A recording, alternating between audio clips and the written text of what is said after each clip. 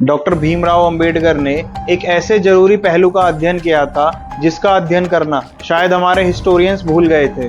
उन्होंने पंजाब, सिंध, बंगाल और north east frontier province की डेमोग्राफी का अध्ययन करने के बाद एक निष्कर्ष निकाला कि उस समय पर ब्रिटिश आर्मी में 34% मुस्लिम थे। डॉक्टर भीमराव अंबेडकर ने मुस्लिम पॉलिटिक्स को बहुत गहराई से पढ़ा था और उसके बारे में लिखा था। उनका सवाल ये था, अगर कोई इस्लामिक ताकत भारत के ऊपर हमला करती है तो सेना में भर्ती ये 34% मुसलमान सिपाही भारत का साथ देंगे या फिर उस मुस्लिम ताकत के साथ जा मिलेंगे।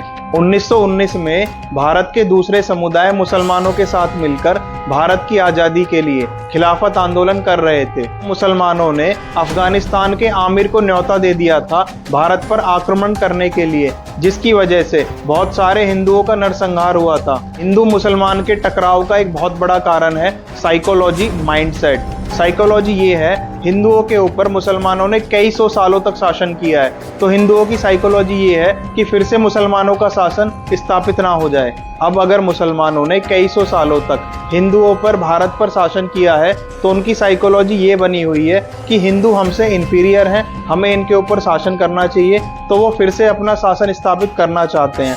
ये दो अलग अलग साइकोलॉजीज का कॉन्फ्लिक्ट है, टकराव है। फिलहाल स्थिति ये है, भारत पाकिस्तान के बीच कभी भी जंग शुरू हो सकती है। तो डॉक्टर भीमराव अंबेडकर का सवाल कि भारत के जो मुसलमान हैं उनकी लॉयल्टी भारत के साथ रहेगी या फिर वो शिफ्ट हो जाएगी अपनी कौम की तरफ, अपने समुदाय की तरफ।